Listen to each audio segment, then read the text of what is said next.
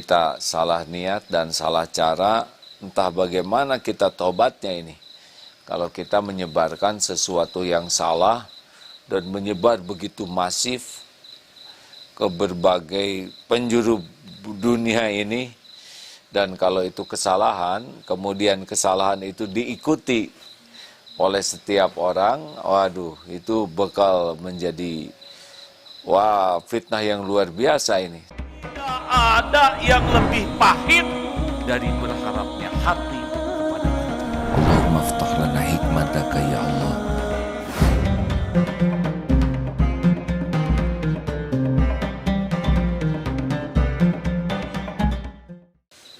Hadirin sekalian, dalam zaman sekarang ini, zaman media sosial, zaman ya Allah takdirkan sekarang ujiannya adalah kita dimudahkan untuk memiliki akses diketahui banyak orang.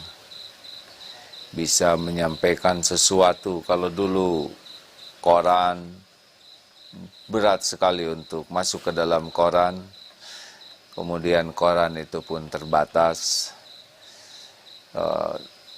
Dan sekarang semuanya ada di tangan. Tiap orang bisa membuat konten, berita. Tiap orang bisa mempromosikan dirinya. Tiap orang memiliki kemudahan sekarang untuk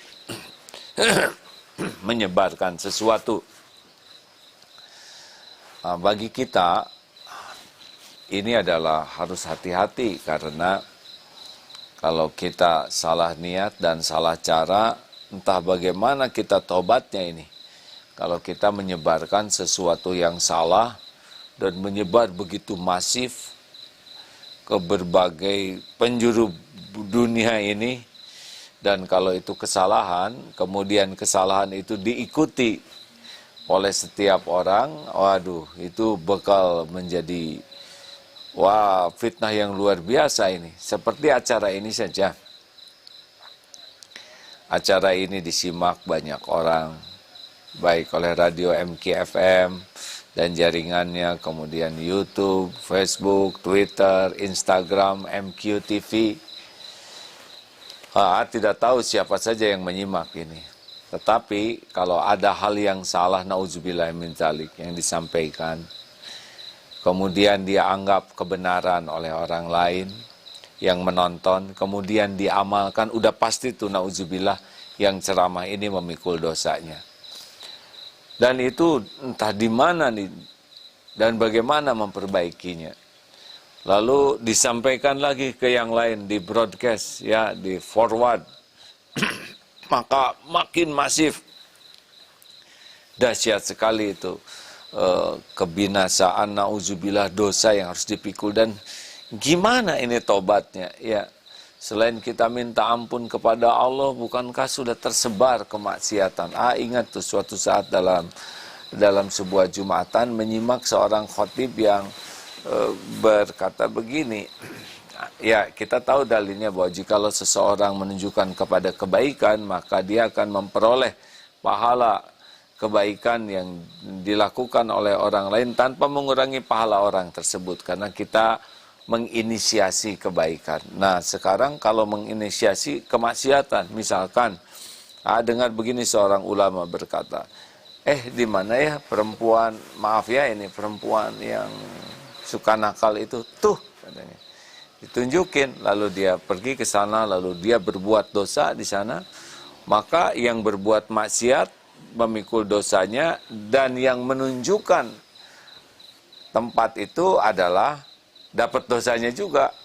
Lalu ternyata tidak berhenti di situ, maka orang yang tadi berbuat maksiat di sana, dia memberitahu yang lain-lainnya. Akumulasi terus, setiap kali ada orang yang bermaksiat, yang mengatakan tuh itu, hanya cukup tuh begitu saja, tapi dia menunjukkan kepada kemaksiatan, kepada dosa. Ini serius hadirin. Faman ya'mal mithqala dzarratin khairan yarah wa man ya'mal mithqala dzarratin syarran yarah.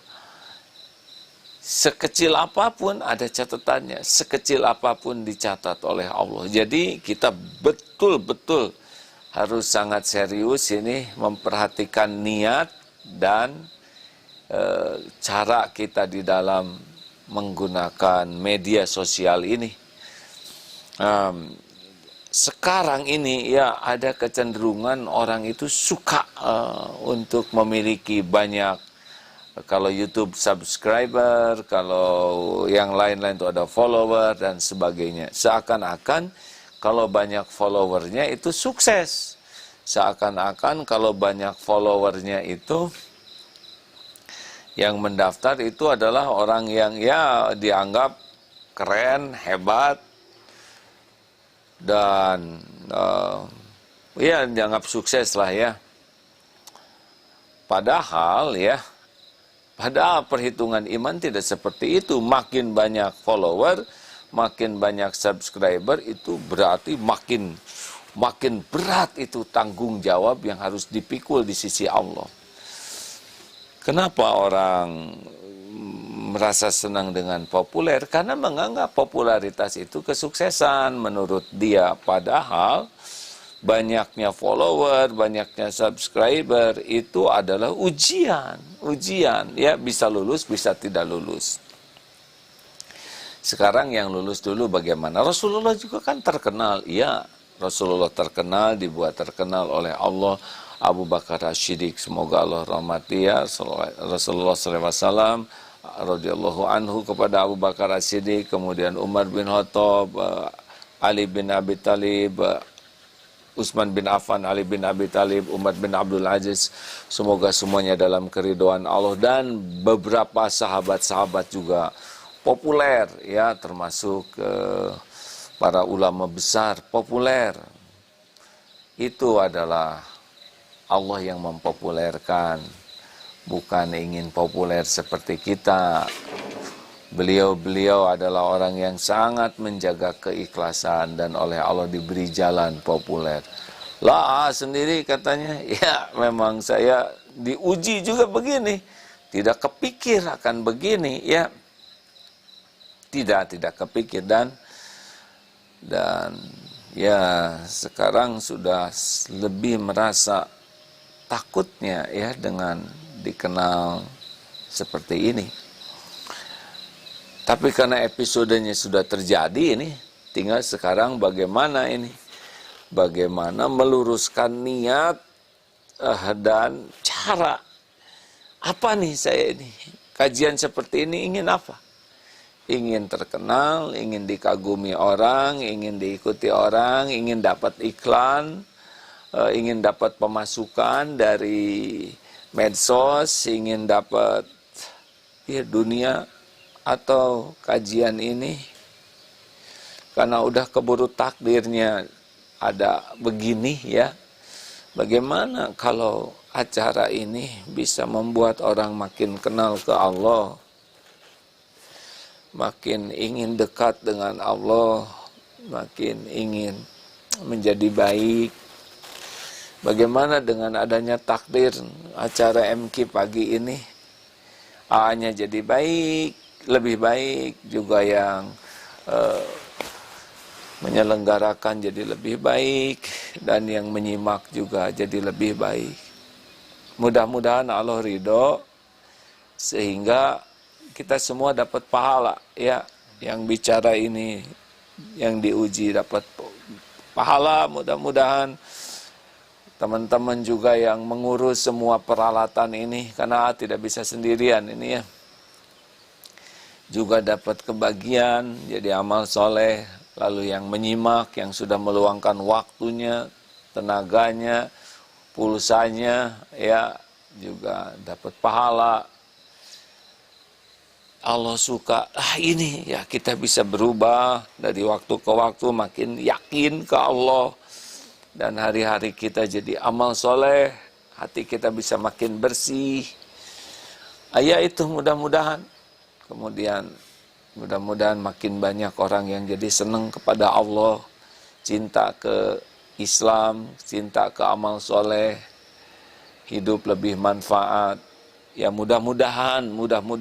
Maka penting sekali meluruskan niat. Mana sih yang aman? Banyaknya pendengar, penyimak, atau sedikit? Ya tergantung kitanya. Dan yang menentukan banyak tidaknya adalah Allah Subhanahu wa Ta'ala sebagai ujian. Jadi kalau kita niatnya baik dan caranya baik, ya mudah-mudahan gitu ya. Misal ngajak, ayo istighfar. Nah itu jelas dalilnya ya. Yang niatnya lurus, yang disampaikannya usahakan yang benar, walaupun sederhana, tapi benar ya. Kemudian sekuat tenaga yang menyampaikannya juga mengamalkan, dan juga tim juga yang bagian pendukung. Bukan hanya ngurus komputer, ngurus teknologi, tapi berusaha mengamalkan. Ya mudah-mudahan nanti ya kebagian lah pahalanya, bisa jadi bekal pulang. Gitulah ya. Tapi kalau salah niat, ingin ngetop, ingin dikagumi orang, berjuang keras, ingin banyak follower, tapi demi ya, bukan demi kebaikan, tapi demi diri. Demi diri ini terkenal, banyak followernya, demi ini dapat kekaguman orang sebagai, waduh itu followernya banyak, demi agar dapat pemasukan ya. Tidak sepenuhnya salah dapat pemasukan dari konten, tetapi kalau itu yang jadi tujuan utamanya, kita cerita tentang Quran, kita cerita tentang Allah, kita cerita tentang dakwah, tapi tujuannya bukan agar Allah ridho, tapi semata-mata agar dapat uang saja. Berusaha mengolah konten seheboh mungkin agar uang.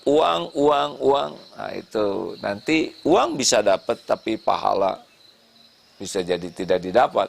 Tapi kalau niatnya ikhlas, ya Allah semoga ini engkau terima, maka rezeki dia tidak akan kemana-mana. Ngikutlah. Mau kemana lagi rezeki itu kalau Allah mau berikan untuk kita, ya pasti ketemu dengan kita. Tidak akan ketukar, tidak bisa meleset, tidak akan bisa dihalangi siapapun juga. Nah, bahayanya adalah kalau orang sudah salah niat, itu nanti dia merasa hebat, merasa sukses, merasa jadi trendsetter. Wah, dia akan terus berpikir bagaimana supaya tetap populer, bagaimana supaya tetap eksis. Dan itu bisa mengada-ada dengan, bisa dengan kesia-siaan, bahkan bisa dengan dosa itu, demi agar dia tetap eksis, demi agar tetap populer, demi agar tetap dilihat orang, jadi pusat perhatian orang. Ini mau apa ini? Ya orang-orang mungkin yang nonton bisa jutaan. Juga pernah lihat itu YouTube di luar negeri yang sampai jutaan. Waduh, ini hanya untuk kesia-siaan begini misalkan. Orang meluangkan waktu, ada yang kontennya 5 menit, ada yang 10 menit, ada yang setengah jam, ada yang 1 jam. Ya Allah, orang meluangkan waktu, duduk untuk menyimak. Kalau konten ini benar-benar baik, pahala buat semua. Tapi kalau buruk, waduh, ini benar-benar bisa merugikan, menyesatkan banyak orang nih.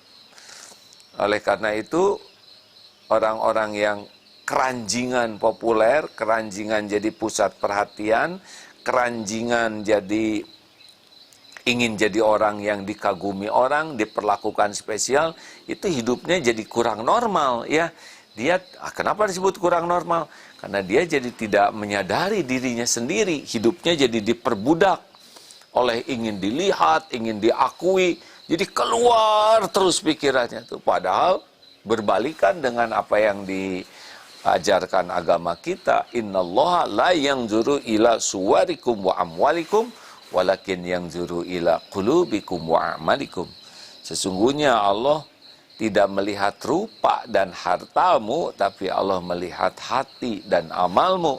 Nah, harusnya aktivitas kita dalam berdakwah tuh sibuk sekali memeriksa hati, membersihkan hati, dan juga sibuk sekali ingin aktivitasnya ini jadi amal soleh. Nah, kalau para kontainer atau para penggemar popularitas udah nggak mikir tentang hati bersih, tidak mikir tentang diterimanya ini oleh Allah atau tidak, tetapi sibuk saja merancang ini, membuat ini, bahkan ada yang ngeprank, ada yang waduh, segala urusan demi dipopuler. Terus jadi gimana? Apakah jadi bahagia? Oh tidak. Nah rekan-rekan, jadi penting sekali bagi para pengelola ini teh apa maksudnya? Terus jadi apa kalau terkenal tuh jadi gimana? Jadi hebat? Enggak juga ya. Kita jadi diperbudak nantinya. Diperbudak ingin populer, diperbudak ingin jadi pusat perhatian, diperbudak. Itu menjadi kita jadi budak popularitas. Budak konten ya. Ini rugi. Terus mau apa hidup kayak gini? Dikejar-kejar. Waduh, sibuk mikirin supaya banyak penonton, sibuk memikirkan supaya banyak yang men-share, sibuk memikirkan supaya banyak yang komen. Di mana keikhlasannya? Udah. Apakah tidak boleh kita men-share? Boleh. Apakah tidak boleh kita menginginkan orang lain tahu kebenaran? Boleh. Tapi yang jadi niatnya itu bukan jumlah, bukan keterkenalan, bukan banyaknya yang nonton, tapi tujuan utamanya adalah diterima oleh Allah. Nanti Allah yang menggerakkan. Ini dapat ilmu ini lewat tayangan ini digerakkan oleh Allah ya. Ikut nonton, tapi semuanya jadinya ikhlas. Yang membuat kontennya ikhlas, yang mengelola medianya ikhlas, kemudian yang menyimaknya juga ikhlas, diatur oleh Allah, semuanya jadi amal, semuanya jadi pahala, semuanya disukai Allah. Nanti Allah besarkan, sesuka Allah nanti ya. Karena yang ingin populer juga kalau Allah mau padamkan popularitasnya, ya padamlah.